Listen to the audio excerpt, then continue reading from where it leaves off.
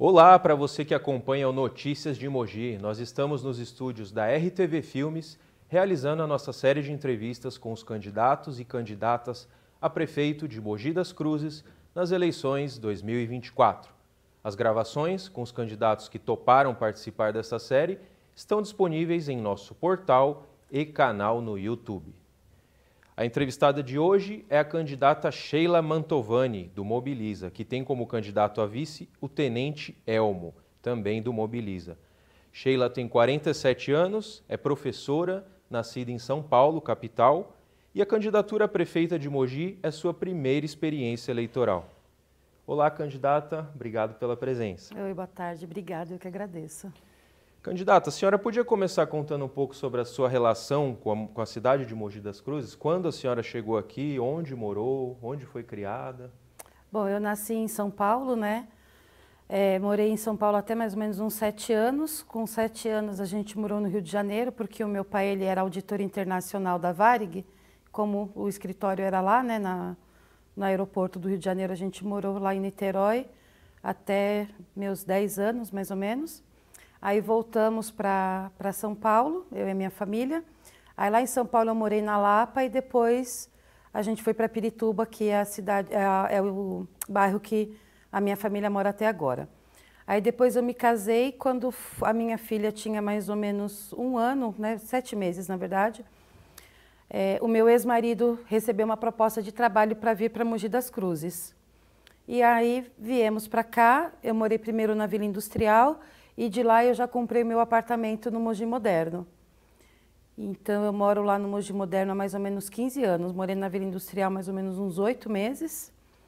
E aí acabei me apaixonando pela cidade. Separei e fiquei aqui com os meus filhos porque eles gostam daqui, né?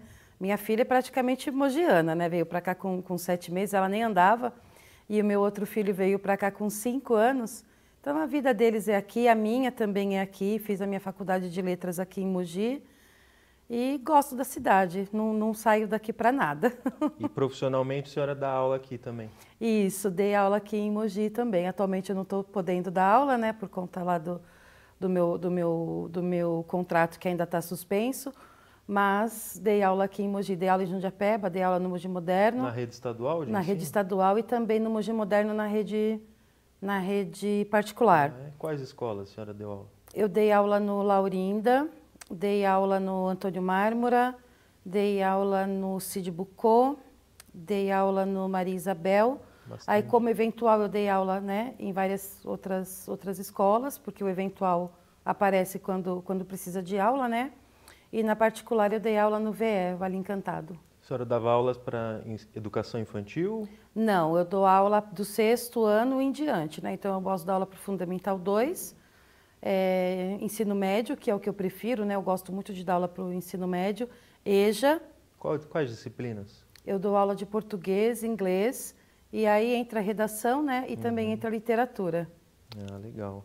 Candidata, a senhora ficou conhecida na região e em todo o país devido à sua participação nos atos do 8 de janeiro, né?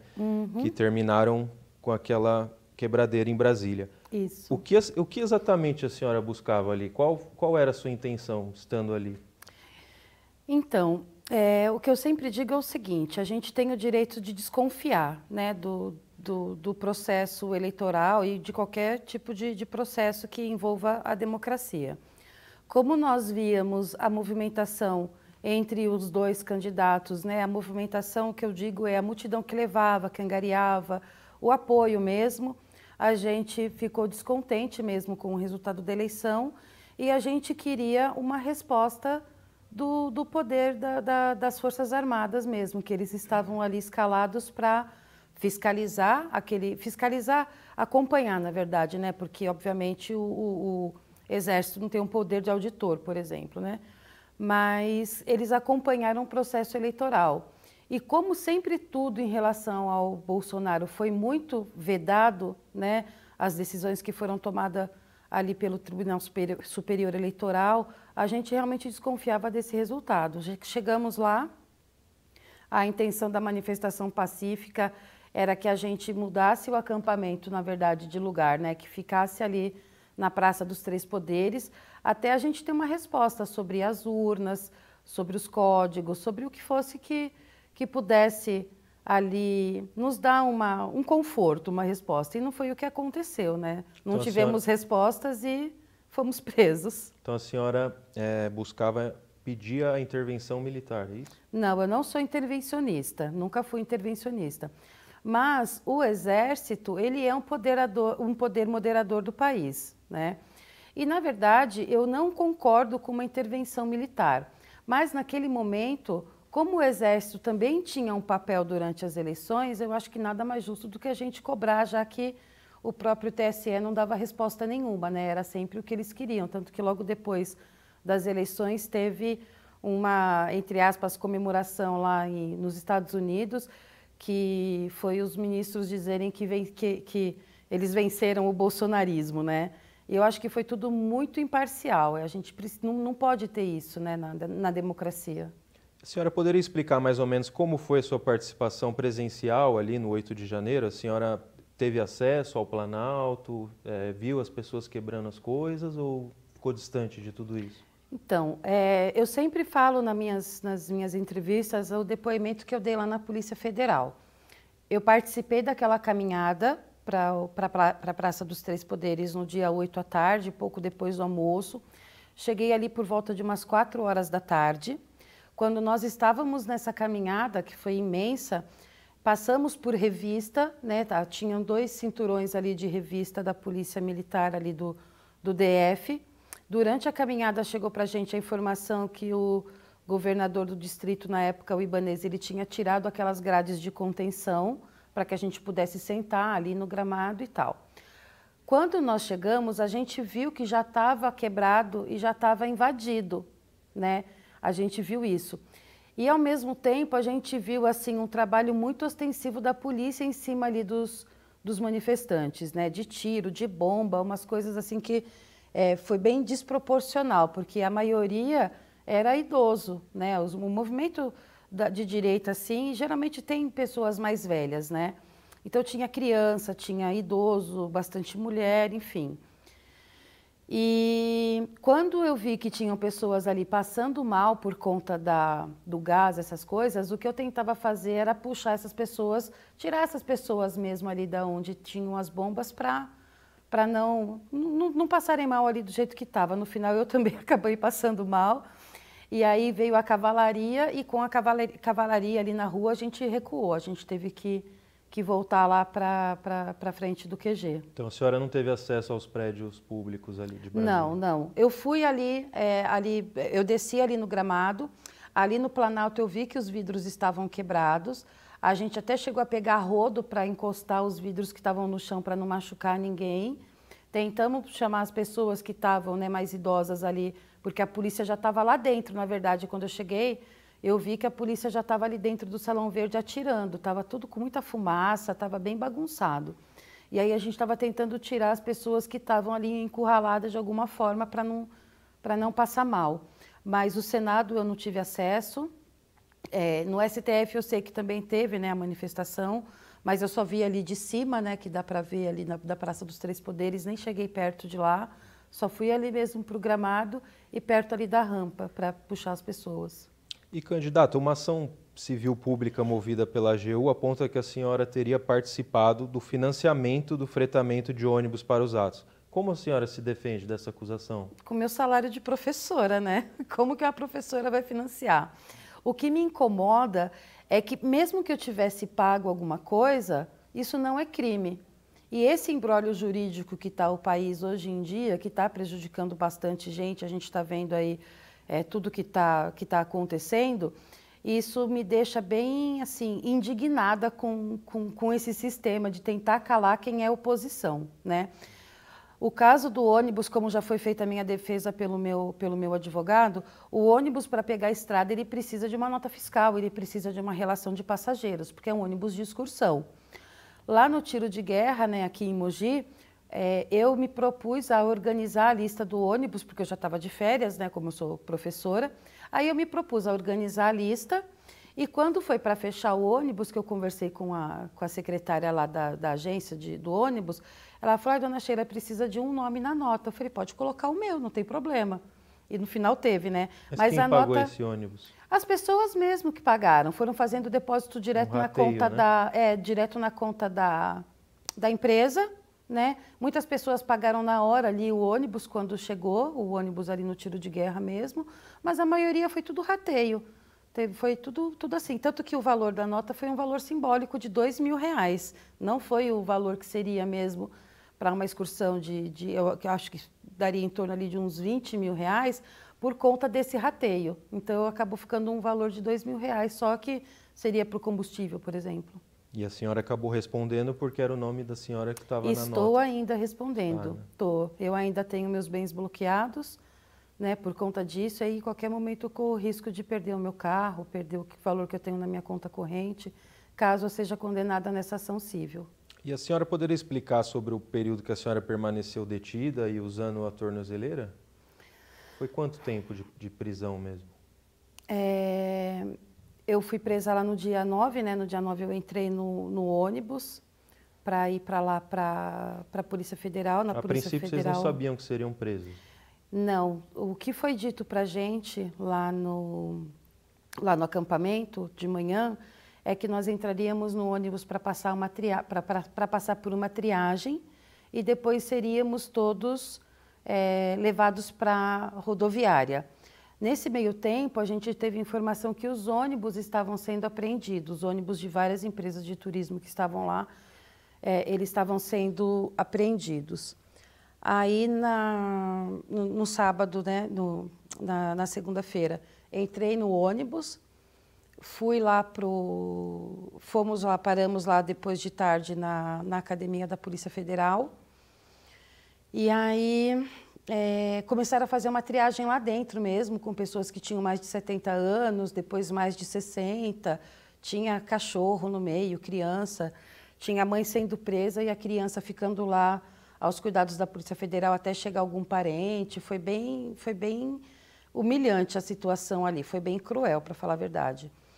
E aí, como eu falo, eu nunca tomei voz de prisão, né?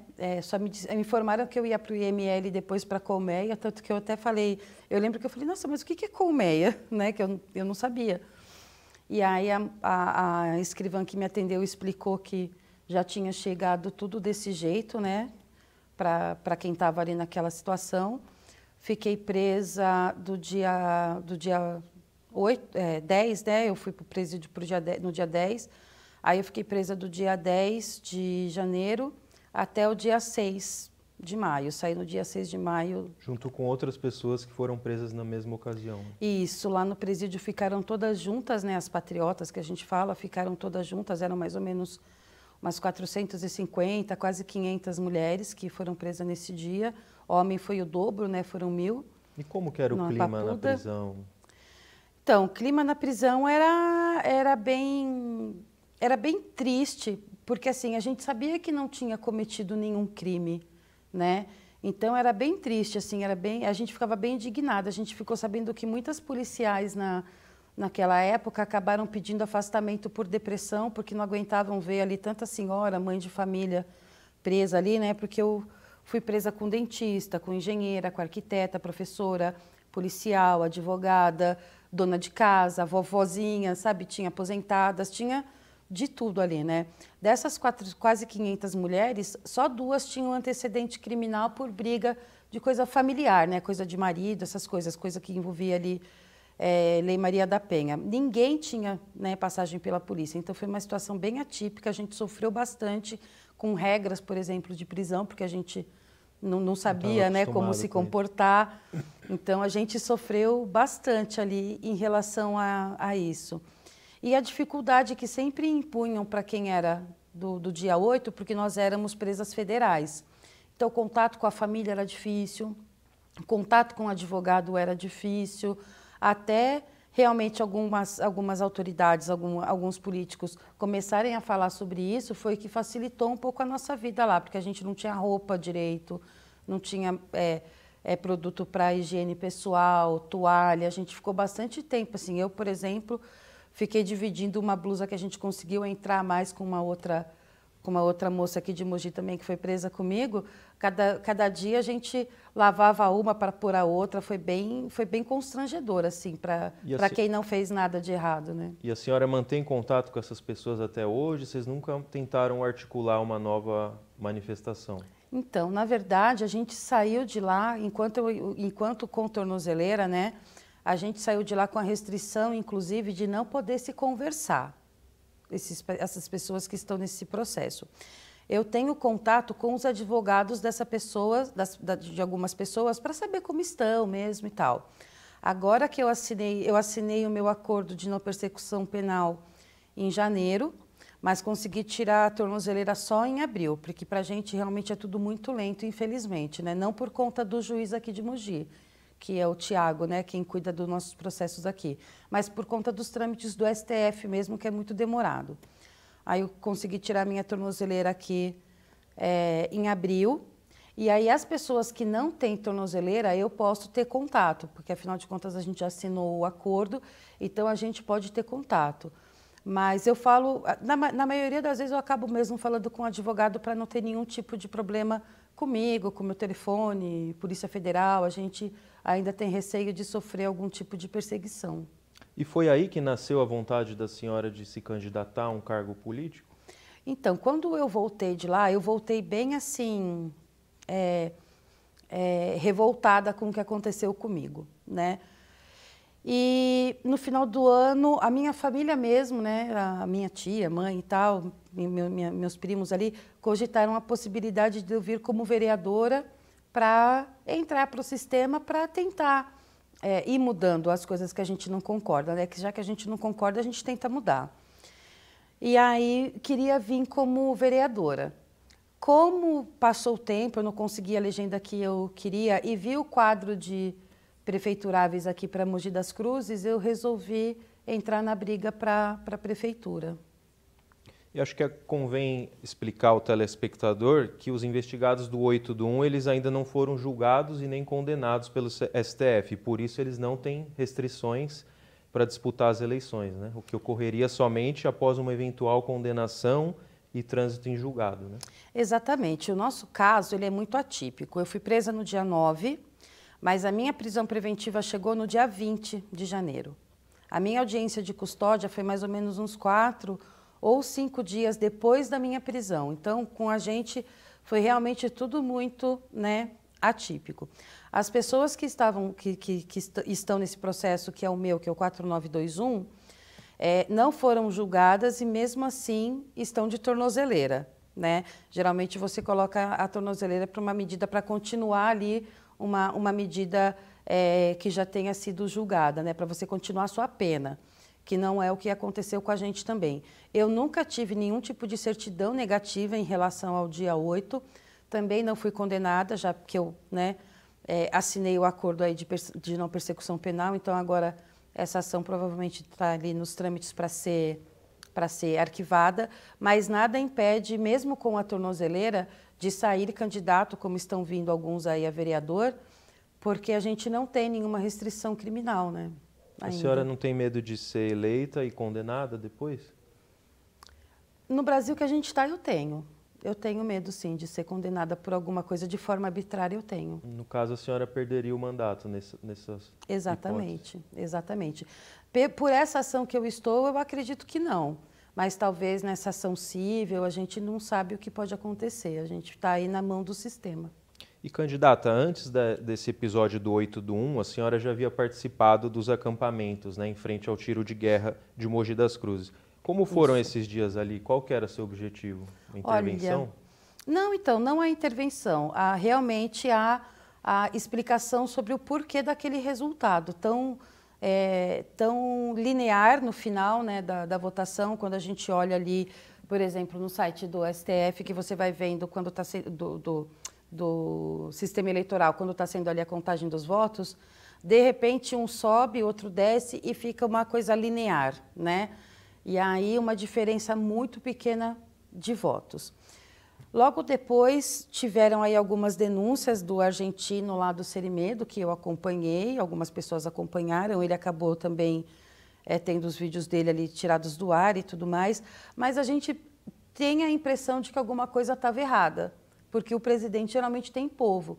O que eu costumo dizer é o seguinte, o presidente Bolsonaro, com os erros e acertos que ele teve, o povo sempre foi na rua para apoiar e nunca para criticar, diferente de outros presidentes. E isso foi inédito no Brasil e eu acho que até inédito no mundo. Despertar para o patriotismo, para querer um Brasil melhor, um Brasil, né, com menos Brasília e mais Brasil, como ele dizia. Então, a gente realmente está desconfiado, tem desconfiança até hoje. Se você for ver as coisas que ainda acontecem, né, a movimentação que um e outro ainda provoca no Brasil, as reações, então a gente realmente tem esse descontentamento. E a gente lá no tiro de guerra foi, eu acho que foi assim, para todo o Brasil, porque isso foi em todos os quartéis aqui, né? Isso foi nível nacional, essa movimentação, serviu para a gente ver que a gente não estava sozinho, a gente não era louco achando que só a gente achava que, de repente, Bolsonaro ganharia num segundo turno. Né? Então, serviu para a gente ver que a gente não está sozinho, que a direita tem condição de se unir e o brasileiro tem condição de se unir. Né?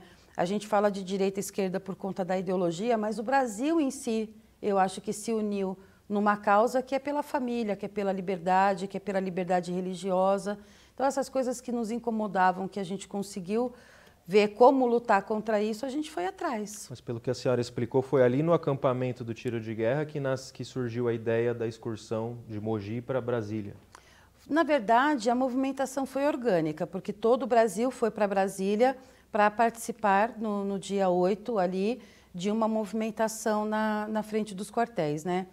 E aí aquela coisa, foi mesmo assim, grupo de WhatsApp, um ativista que tenha um pouco mais de voz, um outro ativista de outra cidade, aí vão trocando as informações e aí nós marcamos, acabou ficando para o dia 8 estar lá em Brasília. E aqui em Mogi foi a mesma coisa, lá no tiro de guerra, todo mundo articulando para se unir para ir para lá. Foram muitas pessoas, que muitas pessoas foram de carro, o ônibus saiu um só, mas saíram vários ônibus da região, Candidata, a senhora se posiciona como a única candidata bolsonarista nas eleições para prefeito em Mogi das Cruzes, mas a disputa conta também com uma candidata do PL, do partido do ex-presidente Jair Bolsonaro.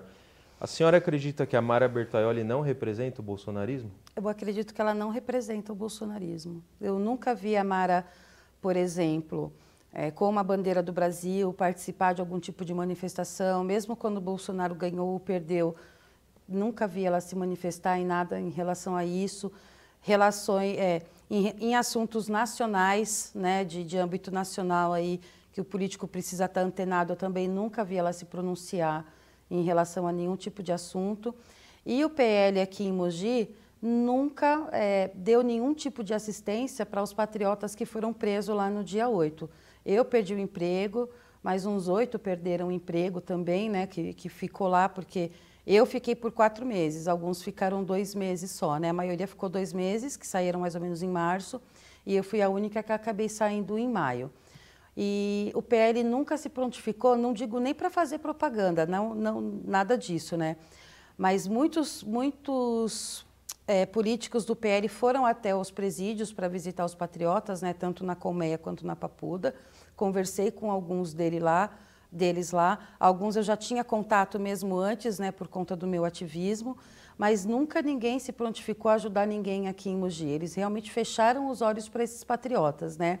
Quando eu tentei entrar no PL, eu também tive essa porta fechada, porque eu era do dia 8 de janeiro. Então, assim, eu não acredito que ela consiga representar essas pessoas que estavam no tiro de guerra, essas pessoas que prezam por liberdade, por Deus, pátria, família. Eu acredito que nesse contexto sou eu quem represento isso. E a senhora tentou se filiar ao PL e teve as portas fechadas? Tive as portas fechadas. Por intermédio de um conhecido, né, aqui em Mogi, que eu sabia que tinha contato com o boy, pedi para marcar uma conversa comigo, mesmo que fosse uma videochamada, alguma coisa, porque na época eu ainda estava de tornozeleira, então eu não conseguia me encontrar com ele depois das 7 da noite, né? E aí o recado que chegou para mim é que como eu era patriota do dia 8, eu era honesta, era melhor me deixar para lá.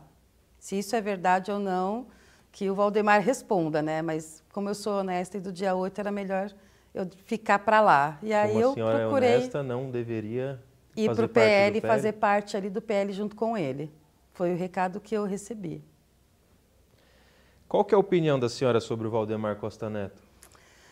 Eu acho que já deu. Eu acho que o Valdemar ele já está numa idade que ele poderia tocar a vida dele, né? Deixar um pouco para lá essa sede de poder que ele tem. É uma pessoa que já foi condenada, é uma pessoa que passou pelo mensalão, usou tornozeleira porque era um criminoso diferente de mim. Tem aí aquele monte de denúncias ali contra ele. O fato dele falar que quer dominar o Alto Tietê, isso é uma coisa de ditador, porque quem domina é ditador, um líder ele conquista as pessoas. Eu acho que ele não tem essa capacidade de conquistar pessoas com a liderança dele. Sei, por intermédio de muitas pessoas que eu conheço do PL, que a Mara nunca foi a primeira da fila para ser cotada como prefeita. Colocaram o nome dela tentando atrelar ali ao Bertaioli. E o Bertaioli também tem ali as máculas dele, tanto na prefeitura, com algumas investigações, como pegar os votos aqui do Mogiano e jogar no lixo para sair ali da Câmara dos Deputados Federal, abandonar ali, para ir para um cargo, né, vitalício agora, que é o Tribunal de Contas do Estado de São Paulo. Então, eu acho que isso ele deixou a desejar com os mogianos, porque eu conheço muita gente que realmente votou nele para a gente ter uma representatividade lá no Congresso aqui para o nosso Alto Tietê, né? E eu acho que ele acabou traindo esses eleitores. E a senhora diz isso sem ressentimento pelo fato dele ter fechado as portas para a senhora no partido? Olha, outro dia teve uma pessoa que pegou e falou assim para mim, Sheila, você não é mais bolsonarista. Eu acho que o Bolsonaro é mantovanista, porque você não está mais no PL, né? Eu não acredito nessa ligação, uma ligação muito forte de ideias entre o Valdemar e o Bolsonaro. Eu acho que o Bolsonaro ele é um líder de direita, mas o Bolsonaro ele tem a capacidade de cativar outras lideranças, né? Ele não tem problema em delegar, e eu acho isso muito bonito num líder. Quem trabalha com pessoas sabe que isso é muito importante, né? Eu não entendo tudo de política, por isso que eu quero pessoas perto de mim que eu também possa delegar. O Valdemar acaba não deixando ninguém crescer, e é mais ou menos o que o Lula também faz. Então, o Valdemar, em vez de ele investir num sangue novo aqui em Mogi, acabou pegando uma candidata com um sobrenome que não tem nenhum tipo de experiência política, porque fundo social não é experiência política, ao meu ver, né? Não estou falando que ela não tenha competência, não é isso. Mas, em relação de ativismo político, de estar com o povo, de saber certas demandas, eu acho que ela não tem essa vivência que eu tive, indo para manifestações, conhecendo vários políticos, né? Então, eu acredito que não tem esse entrosamento de ideias com o Bolsonaro e o Valdemar. O Bolsonaro foi para o PL porque nós precisamos de um partido, né? O Bolsonaro é um homem de palavra, então eu acredito que tudo que ele tem acordado com o Valdemar ele vai cumprir, mas se sair um pouco do limite, eu acho que o Bolsonaro vai acabar rompendo, porque o Bolsonaro também tem ali um nome a zelar. E o Valdemar não tem mais um nome a zelar, né? O que ele conquistar agora vai ser, eu acho que realmente em cima de poder, de ganância, haja visto o que aconteceu essa semana aí com o Coronel Shen do Caio, eu achei que isso foi bem desagradável. Eu acho que tem coisas ali por trás, numa tentativa de me desconstruir o Caio, eventualmente desconstruir ali o Valverde, para que a Mara fique nas pesquisas ali em primeiro lugar. A senhora falou da transferência do Coronel Shen para São Vicente, né? Isso. E a senhora gostaria de se filiar ao PL para se lançar candidata a prefeita ou aceitaria se filiar ao PL para sair como vereadora também? Você impôs alguma condição ao Valdemar? Não. Eu nem consegui, né? Na verdade, eu nem consegui porque eu não consegui conversa ali com ele. Meu interesse era, né, realmente poder ter o PL do meu lado para poder caminhar junto aí para mudar Mogi das Cruzes. Mas eu tenho realmente umas exigências com o meu partido atual. E isso eles me respeitam. Mas com o PL, na verdade, eu nem consegui ter conversa, né? Eu nunca fui... O Farofa mesmo nunca me recebeu. Ninguém aqui do PL acabou me recebendo às vezes que eu fui lá na Câmara de Vereadores. Candidata, como que está sendo fazer uma campanha com poucos recursos e sem tempo de rádio e TV, né? Que estratégias que a senhora tem adotado para tentar fazer suas propostas chegarem até os eleitores? Então, além disso, eu ainda não posso ter a minha própria rede social, né? Por uma cautelar ali do STF. Ah, é por isso que a senhora não tem? Isso, não tenho. Tempo de TV o meu partido realmente não tem, né? Então a gente está indo para a rua e tentando aproveitar o máximo das redes sociais mesmo, né? Vídeo, a gente tem as redes sociais do partido, né? Que é o Mobiliza Mogi aqui no Insta e no Face. E agora o pessoal ali da minha equipe abriu uma página de apoio para mim, chamado Sheila Mantovani, apoio, como eu não posso ter ainda, então lá eles também vão colocando os vídeos que eu estou fazendo, e é o boca a boca mesmo, indo em todos os veículos de mídia aqui de Mogi que me chamam para entrevista, eu faço questão de participar, porque eu quero mesmo que as pessoas, né, compreendam a minha ideia, e rede social, né, atacar a rede social, porque é o que eu tenho agora nas mãos. A senhora, né? Se espelha mais ou menos na campanha do Bolsonaro em 2020.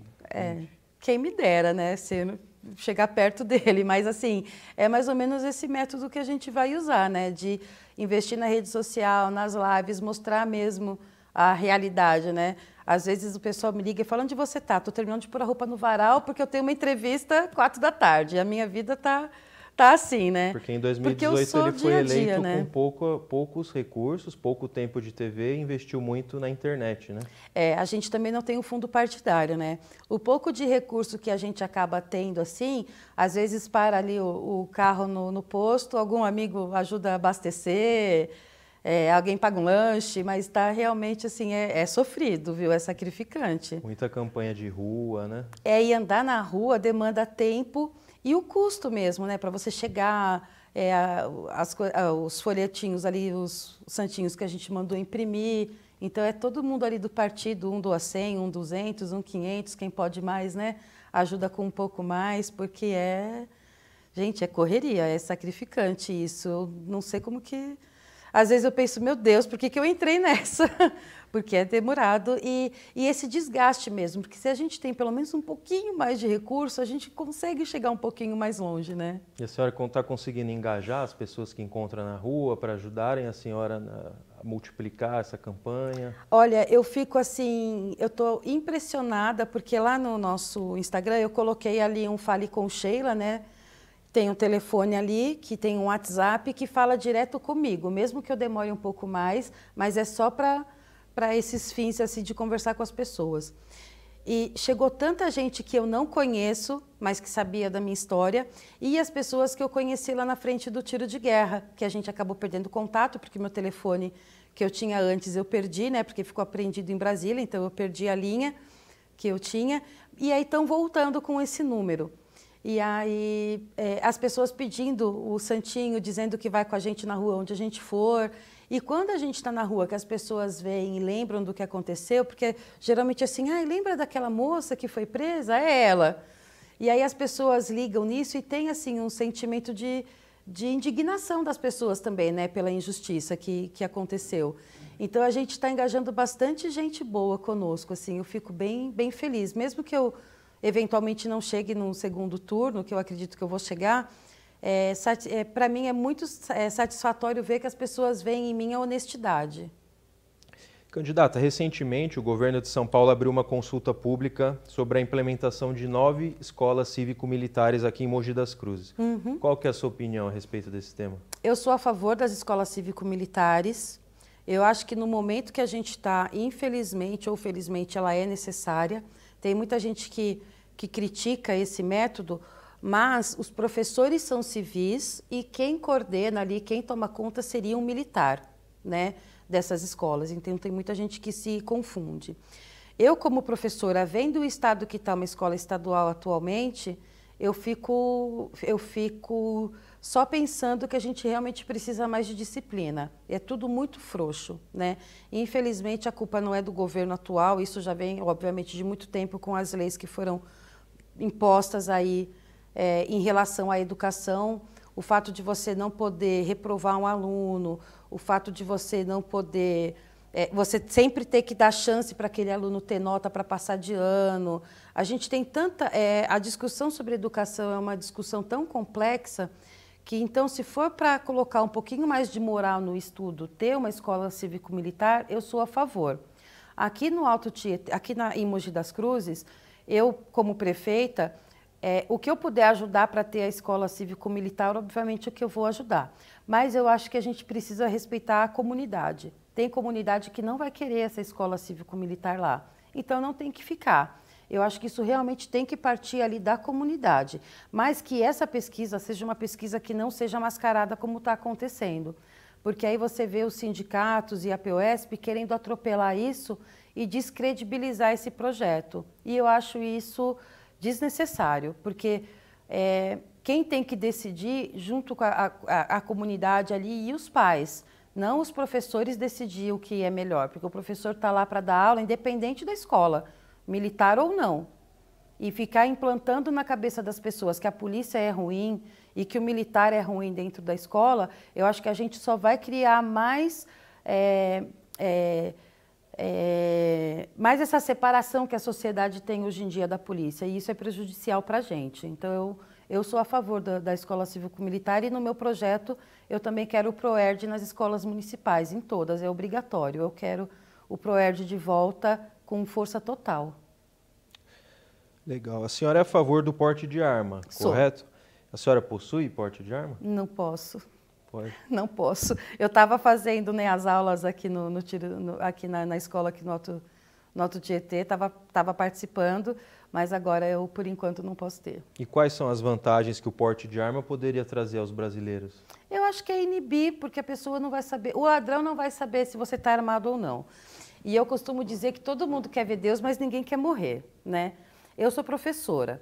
Trabalhei muitos anos à noite, dando aula à noite. Então, eu saía da escola às 11 horas da noite sozinha. Se alguém me parasse ali, se alguém tentasse me abordar, por exemplo, num farol, dependendo da abordagem, estava só eu e Deus, né? Vai saber lá o que podia acontecer. Então, eu acho que da forma responsável, que já é você ter um porte de arma ou a posse na sua casa, né? Não necessariamente o porte, para você ficar passeando aí com arma de fogo. Mas a posse da arma, eu acho que isso inibe quem tem a arma dessa forma ilícita, que é o bandido, e ele não vai saber se você vai ter uma reação ou não. Eu acho que isso inibiria bastante a violência que a gente está. Mas, na sua opinião, a diminuição dos índices de criminalidade, ele passa somente pelo armamento da população ou envolve também um fortalecimento das forças de segurança, como a Guarda Municipal? Qual que é a sua proposta para fortalecer a Guarda Municipal? A Guarda Municipal aqui em Mogi, ela já tem algumas atribuições, né, além de ser só Guarda Municipal. O que aconteceu nos últimos anos no Brasil, eu acho que o Brasil precisa passar por um processo de educação e moralidade, né? O que aconteceu nesses últimos anos no Brasil, de ficar demonizando força policial, fez com que muitas pessoas que estão aí no mundo do crime ou não desrespeitem a polícia e desrespeitem as leis, né, de alguma forma. Que é o que eu falo, não existe nenhuma lei falando que você não pode roubar um celular, você pode roubar. Só que você vai sofrer a consequência disso. Não tem nenhuma lei que te impeça de matar alguém, mas na lei está escrito que se você matar, você vai sofrer esse tipo de consequência. A pessoa mata, rouba, atropela, seja lá o que for que acontece, chega numa audiência de custódia, ela vai para casa, né? Então, se a gente conseguir moralizar as crianças a partir de agora, para que ela saiba que roubar não é bom, o bom é você trabalhar, matar não é bom, vamos, né, ter uma outra atitude ali, porque você vê que o crime hoje em dia, principalmente de homicídio, é extremamente banalizado. A pessoa te xingou no trânsito, você já tenta atropelar, você já, sabe, tem aquelas cenas ali que é uma coisa animalesca. Então, eu acho que isso precisa vir de uma educação que eventualmente envolva mesmo a religião, você ter ali uma escola que te traga princípios, que não fique o tempo todo querendo distorcer a educação. Eu, como professora, às vezes via professores tratando de ideologia de gênero dentro da escola de uma forma normal, com crianças ali de 10, 11, 12 anos, e isso eu não acho adequado, né? Então, eu acho que a gente precisa passar por um processo de moralização. E a segurança, ela vem daí. Enquanto, eu sei que é muito feio, eu acho que outros políticos, né, de direita falaram isso, enquanto a gente não resolve com escola, tem que ter presídio. Porque tem pessoas que não é para viver no nosso meio social. Tem pessoas que não se recuperam, infelizmente. Eu falo isso porque eu passei ali pela colmeia, eu escutava as meninas falando que, sabe, a pessoa sai da prisão, dá um mês, está ali de volta. Aí fica mais 2 meses, sai, volta de novo. Tem pessoas que são irrecuperáveis, né? Principalmente os crimes hediondos, que eu acho que aí tinha que ser uma prisão perpétua. Mas a segurança, ela começa você moralizando a polícia para que as pessoas voltem a respeitar a polícia, principalmente os mais jovens, né? Ter esse contato com a polícia. E a autonomia que eu quero para a polícia aqui em Mogi é que a PM sempre dê apoio para a GCM, no caso que a GCM não possa resolver. Eu sei que tem algumas limitações, né, obviamente, por ser uma guarda municipal, mas eu quero trazer um contingente maior de PM para Mogi das Cruzes para poder auxiliar aqui, porque a gente já tem central de monitoramento, então a gente já tem um equipamento que a gente pode aprimorar para que sejam prevenidos os crimes, né?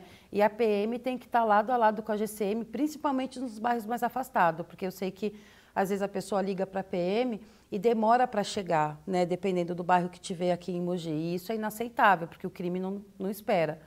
Então, aumentar o contingente aqui, porque o contingente de pessoa, o número da população aumentou, mas a PM não aumentou esse contingente aqui. A senhora disse agora que acredita que a redução dos índices de criminalidade ela está diretamente ligada à educação, né? À moralidade, isso, como diz a senhora. Como professora, como que a senhora avalia a educação em Mogi das Cruzes, tanto atualmente quanto nas gestões anteriores? Olha, eu dei aula só em escola do estado, né? Mas os meus filhos passaram pela escola municipal aqui em Mogi e também escola do estado e também, né, particular. Você dá aula até os 10 anos, que é a competência ali da prefeitura, isso pela lei federal, né? O problema da prefeitura, o problema não, né? A obrigação da prefeitura é até o 5º ano. Os professores, eles são sobrecarregados. Eu acho que a gente precisa melhorar muito o ambiente de trabalho desses professores, né? O problema que a gente tem, se a gente for falar em segurança, são os bairros realmente mais afastados. E o problema da segurança é o quê? Essas pessoas que invadem a escola ali para depredar, roubar computador, infelizmente a gente tem essas coisas, né? O método de ensino é um método que vem do governo federal e é um método que eu não gosto. Então, é um método que eu gostaria e vou fazer a mudança aqui em Mogi, que eu quero adotar aqui em Mogi um método que foi bem celebrado lá em Sobral, de alfabetização, que você tira o letramento e coloca o fonético e silábico, que aí você alfabetiza a pessoa ali no período de 6 meses. Hoje em dia demora 2 anos para alfabetizar um aluno, né? E essas famílias, essas crianças até 10 anos, eu acredito que é muito interessante que a escola faça palestra para essas famílias em relação a trabalho, por exemplo, você tem ali alguns pais que estão desempregados. Trazer essas pessoas para mostrar para elas que a prefeitura pode oferecer um serviço de treinamento ali, de cursos, um curso profissionalizante, às vezes até o jeito dela tratar mesmo aquela criança, porque as famílias estão muito dispersas, né? Eu vejo assim que às vezes você chama uma mãe para uma reunião, ela acaba não ligando, não aparece. Então trazer essa coisa familiar mesmo. E para a escola do estado fazer parceria para que aconteça a mesma coisa. Quando o aluno estiver ali no ensino médio, já propor para ele opções de curso profissionalizante e para as famílias, trazer a família de volta para a comunidade. A festinha ali da escola, ter realmente a comunidade participando e esse envolvimento da família, que se a família estiver unida, a propensão dessa criança fazer alguma besteira e mesmo o pai e a mãe querendo preservar o filho, vai ser muito menor. Candidata, o que a senhora tem em mente para tentar solucionar o problema do pronto-socorro municipal? A solução é permanecer na Santa Casa ou abrir um outro local, construir um novo prédio? Qual que é a solução? Eu prefiro a solução mais prática, né? A Santa Casa, ela está ali sobrecarregada. A gente tem a maternidade ali que tá fechada, que acredito que a gente consiga abrir isso, haja o valor que é gasto para mensal, né? O valor mensal que o prefeito atual disse que a gente precisa para abrir a maternidade é de mais ou menos 6 milhões por mês. Com a Peralta, a gente gasta 7 milhões por mês para recolher o lixo. Então, não é possível falar que não tem dinheiro para manter a maternidade, mesmo com verba municipal. É claro que tem que ter o remanejamento, porque o que é verba para a saúde já é decidido numa LDO, então você precisa obedecer ali às leis de finanças do município, óbvio, né? Mas trazer dinheiro para cá para manter essa maternidade teria que ser uma coisa com o Condemate, todos os prefeitos em conjunto, porque a gente atende o Alto Tietê, né? O Hospital Municipal de Brás Cubas, eu acho que a gente precisa melhorar ali, a instalação dele é ótima, óbvio, mas trazer profissional para lá para aproveitar aquele espaço, deixar o espaço mais aproveitável para tentar desafogar a Santa Casa. Talvez seja ignorância minha tocar nesse assunto, mas talvez deixar a Santa Casa com especialidade para uma gravidez de risco, né, para a pessoa não precisar ir para São Paulo para ter o seu bebê, porque aqui é mais complicado se você tiver uma gravidez de risco para fazer o parto. E aí, junto com o meu secretário de saúde, decidiu o que é melhor, né? E tem o caso também ali do Luzia, que atende bastante gente que tem doenças complexas, né, doenças que precisam de um tratamento mais estendido, melhorar o atendimento ali para que os mogianos não precisem sair de Mogi para ser atendido, né? Porque muitos mogianos acabam tendo que pegar a van aqui 4 horas da manhã para ir para o hospital em São Paulo, por exemplo, para fazer uma quimioterapia ou uma hemodiálise. Eu acho que eles têm que ficar aqui para se tratar. Já é difícil estar doente, né? E ter que sair daqui da cidade para se tratar é muito pior. Então, melhorar o Luzia para esse tipo de atendimento, que já tem, né? O plano de governo da senhora fala em manter alguns postos de saúde e algumas creches abertos 24 horas por dia, né? Isso. Há viabilidade orçamentária para propostas como essas em Mogi? Então, quando eu estava avaliando a parte de saúde, né? A parte a verba disponibilizada para a saúde, a gente pode estender, por enquanto, os horários dos postos para melhorar a demanda de fila que a gente tem em consulta, né? A gente já tem alguns postos aí 24 horas, mas a periferia não tem. Então, a gente vai precisar fazer um remanejamento de profissionais, provavelmente, para atender 24 horas esses lugares mais afastados. Para o próximo ano, a gente pensar em investimento para cá, porque o que eu digo é que eu não quero endividar a cidade. Eu acho que nesse meu primeiro ano eu tenho que trabalhar com o dinheiro que eu tenho, não endividar a cidade para trazer bons projetos depois. E todo mundo sabe que o primeiro ano a gente depende, obviamente, da gestão atual, né? Para depois trazer UPA para os bairros que não têm, que são mais afastados, porque a UPA é um pronto atendimento que você desafoga o pronto-socorro, né? E na necessidade vai ou não ali para uma internação, se for o caso.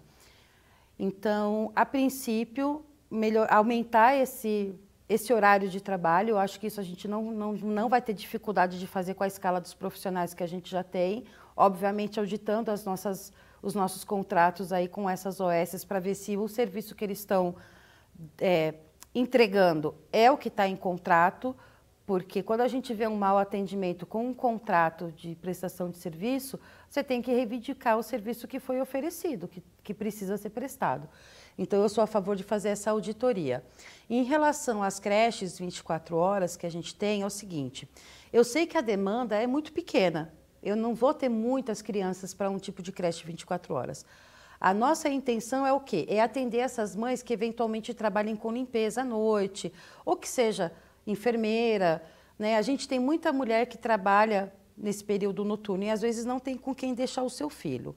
Nesse caso, essa mulher ela vai ser obrigada, a empresa, a fazer um cadastro com a prefeitura e a gente está estudando o local. A gente pensou inicialmente de ser perto do próximo, dessa creche ser próximo ao terminal Estudantes ou Central. Se lá já houver uma creche que eu possa só mudar o horário de funcionamento dela, estender ali, né, o horário de funcionamento dela, eu já não vou ter um custo com prédio. Mas eu acho que é preciso atender essas mulheres. O projeto que a gente viu, que a gente estudou, é um projeto muito bom. Não tem como, eu escutei assim, mas a pessoa vai sair para passear e o filho dela vai estar na creche. Não, não é assim. Se a empresa desligar essa mulher do trabalho, ela automaticamente já vai ceder a vaga dela para eventualmente uma criança e o filho dela vai para a creche no período integral, né? Porque a creche ela é o dia todo. Então não vai ter esse tipo de quererem burlar, né, para a mãe que não quer ficar com o seu filho. Mesmo porque nenhuma mãe não quer ficar com o seu filho, né? Quem usar essa creche é porque realmente precisa. Eu, por exemplo, relutei muito para colocar os meus filhos na escolinha. Eles não foram para a creche, né? Eu fiquei com eles e relutei muito para me levar para a escolinha quando era pequeno, porque eu queria ficar. Nenhuma mãe quer abandonar o filho, né? Mas as que precisarem vão ter esse apoio, que é melhor do que você deixar o seu filho dormindo com alguém e não saber o que vai acontecer depois, né? Tem muita mãe que sofre com isso. E eu penso nisso mesmo, nessas mães que deixam, às vezes, filho com padrasto ou sozinho para um vizinho olhar. Acontece tanta coisa ruim depois, então eu acho que isso é uma segurança para essas mães. E na opinião da senhora, qual o papel e a função da cultura na vida do cidadão? É primordial. Eu, como professora de literatura, né, e às vezes atacava um pouco ali em artes, eu digo que o que faz bem para a alma, o que faz bem para os olhos, faz bem para a alma, né? Eu gosto de sarau, eu gosto de teatro, eu sou uma leitora, assim, incondicional, né? Leio 2, 3 livros ao mesmo tempo, eu acho que meu cérebro funciona melhor assim, sou muito estudiosa.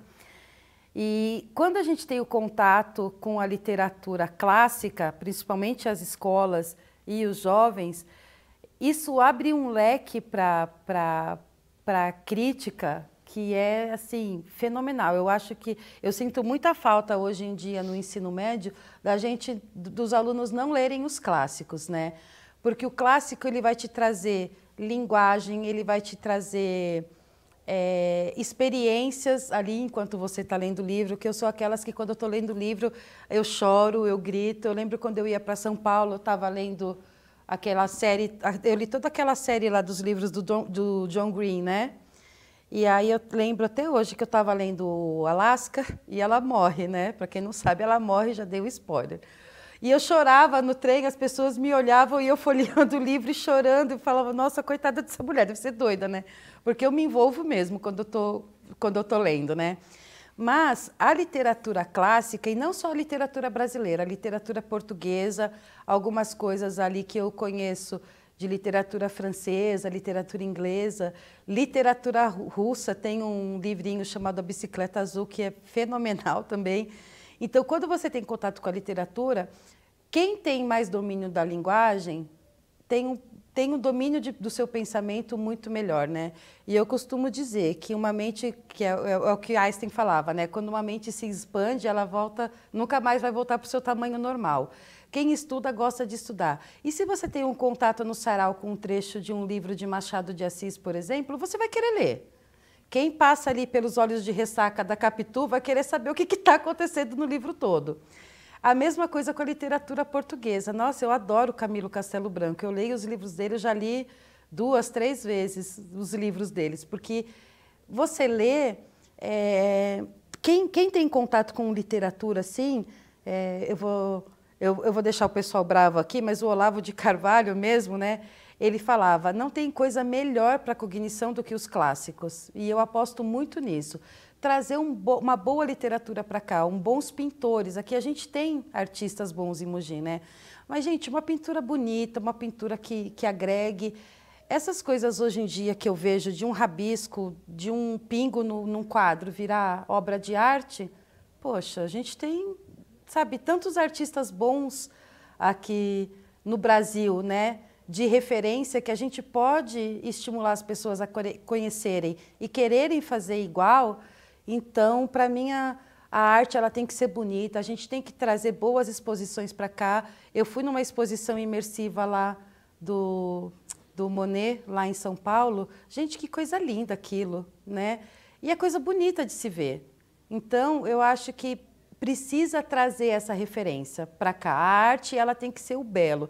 Eu falo para os meus alunos, a arte é o belo. A arte não é o que o cara está achando ou pensando. O conceito de arte tem que ser o belo e pronto. Candidato, eu queria que a senhora explicasse um pouco como se deu a escolha do seu candidato a vice, o Tenente Elmo. Então, quando eu decidi vir para a prefeitura, eu queria um homem do meu lado, né? E queria alguém que realmente tivesse uma relevância em algum aspecto que a cidade precisasse de ajuda, né? Eventualmente pensei num médico, mas não conhecia nenhum que eu confiasse, mas conhecia o Elmo. E aí eu falei, putz, por que não, né? Um tenente, né? Ele é aposentado, vamos ver se ele topa esse desafio. E o Elmo, ele foi aqui em Mogi das Cruzes, ele foi 26 anos, trabalhou 26 anos aqui em Mogi. Ele conhece muito bem Mogi e ele nunca teve nenhum processo administrativo contra ele. Tanto que a maioria dos advogados ou juízes, né, delegado que conhece o Elmo, só tem elogio para ele. Fala, putz, ele não deixa passar nada em branco, né? Outro dia a gente estava até numa caminhada aí, um rapaz pegou e falou para ele, nossa, não sei quantos anos atrás você prendeu a minha moto, porque não tinha placa. Então, assim, o Elmo, ele sempre foi um policial muito certinho, né? Nunca teve nenhum respingo de corrupção, né? Perto dele, com ele, nada disso. E como por conta disso, eu acredito que nada na prefeitura vai passar em branco em relação mesmo a qualquer tipo de corrupção. Eu brinco que o pessoal vai ter medo do Elmo, porque o Elmo, se eu fizer alguma coisa de errado, eu acho que ele dá voz de prisão para mim. Candidata, há alguns dias nós abrimos uma caixinha de perguntas no Instagram para coletar algumas participações dos nossos leitores, né? E o Felipe Souza, ele quis saber qual que é o seu projeto para o desenvolvimento da Volta Fria, em relação a saneamento básico, água, luz, estrutura de modo geral, né? Então, lá na Volta Fria, a parte que não tem esgoto ainda, precisa ver o imbróglio em relação às leis ambientais, né? A gente esbarra muito nisso. Tanto que outro dia eu estava até estudando aqui a lei de zoneamento de Mogi, porque aonde tem área de proteção ambiental, para chegar asfalto é complicado, para chegar a luz é complicado, o próprio esgoto. Com o marco do saneamento, alguns bairros em Mogi conseguiram ser contemplados com a coleta de esgoto. Eu não sei te dizer se a Volta Fria está nessa lista aí, desse tipo, né, de obra de saneamento aqui em Mogi. A SEMAI, ela precisa ser mais ativa nisso também, porque ela é quem vai fazer esse tipo de obra ali, né? E o que eu escuto é que a SEMAI está deixando a desejar em alguns aspectos. Às vezes ela vai, quebra e não tem ali o asfalto de novo, né?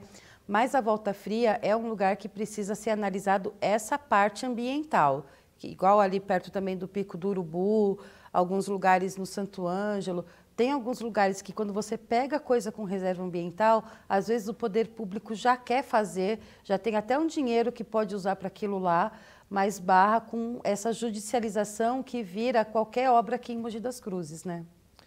Candidata, a nossa entrevista está chegando perto do fim. Eu gostaria que, olhando para aquela câmera ali, a senhora dissesse em 1 minuto, mais ou menos, por que a população deve votar na senhora no dia 6 de outubro.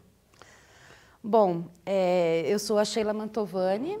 Eu sou professora, né? Fui professora aqui em Mogi e eu acredito que a nossa equipe, ela é a única equipe de direita de Mogi que quer lutar contra o sistema que está aí, para a gente não ter mais os mesmos governantes e os mesmos vícios aqui na nossa cidade.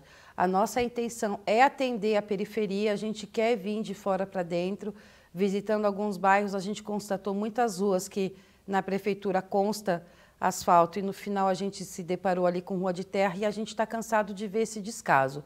A nossa equipe é um pessoal que não é da política, não participa de política, por isso que a gente sabe os anseios aí da população. Acessem as nossas redes sociais, que é o Mobiliza Mogi, O nosso número é o 33, como diz o Elmo, a idade de Cristo, vocês não vão se esquecer disso. E acreditem no nosso propósito de trazer honestidade e transparência para o nosso município.